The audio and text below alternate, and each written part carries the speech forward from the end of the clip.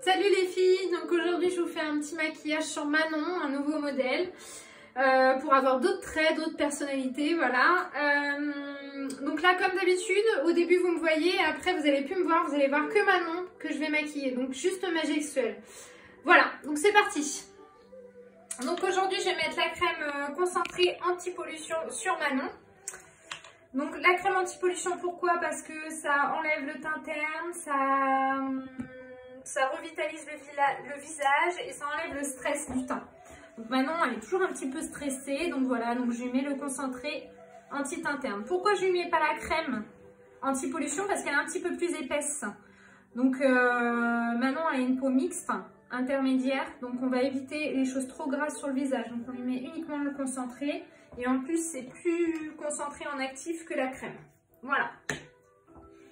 Ensuite, je vais lui mettre la base lumière de teint. Et donc, pour que ce soit plus rapide, je mets la base lumière de teint et je le mélange directement avec mon fond de teint. Donc, dans chaque vidéo, en fait, je vais vous montrer des astuces différentes. Donc là, c'est pour faire un rendu un petit peu plus naturel. Et hop, je mélange les deux directement. Donc là, j'ai pris la teinte un petit peu au pif. Je pense que c'est la bonne. Voilà, bah ça m'a l'air d'être la bonne, il n'y a pas de problème. Donc à savoir que quand je fais les vidéos, j'en fais jamais, je m'entraîne jamais avant sur les modèles. Donc là, c'est vraiment comme si c'était du live. Hein. On n'a jamais trop le temps de s'entraîner. On a tous une vie de dingue.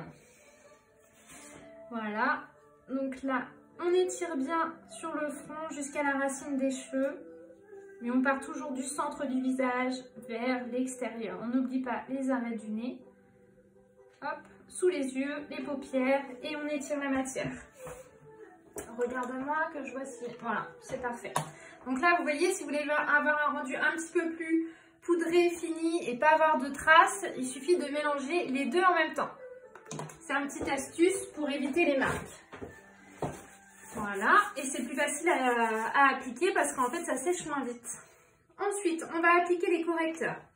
Donc là, Manon, elle a plutôt l'intérieur de la cerne qui est violacé bleuté. Donc c'est un petit peu entre les deux. Donc là, on va être sur le 491, le correcteur le plus clair, et le 722 en touche lumière. Donc vous avez vu, en ce moment, je travaille avec les deux correcteurs. Donc c'est pour vous montrer qu'on corrige avec le correcteur. Voilà, donc on en met uniquement sur le coin interne de l'œil, vous voyez, en point. Hop. Tac. On peut en mettre pas mal. Après, si on veut chauffer la matière, on peut directement appliquer sur le doigt et hop, venir tapoter vers l'intérieur. Tac.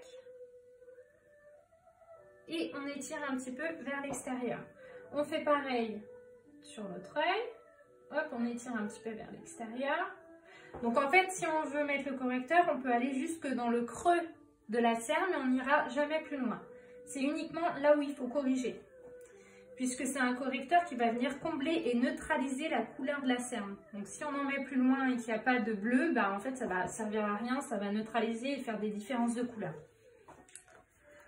Ensuite, on prend le correcteur 722, enfin le correcteur, le touche lumière, pardon. Et en fait, on va venir apporter une petite touche de lumière, pareil dans le creux. Hop. Vous allez me dire, on superpose les matières, mais oui, c'est tout à fait ça. C'est pour avoir un rendu fini. Après, on peut mettre soit l'un ou soit l'autre. Hein. Si la cerne n'est pas prononcée, on met que la touche lumière, il n'y a pas besoin de mettre le correcteur.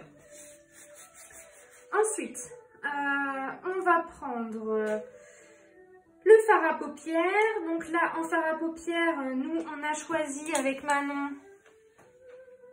le 210, le 125 et le violet, le 273. Alors, j'espère que je vous les montre bien parce que là, je visualise pas du tout ce que je fais. Voilà. Donc, c'est un dégradé qui va de la couleur rose très pâle jusqu'au violet irisé foncé.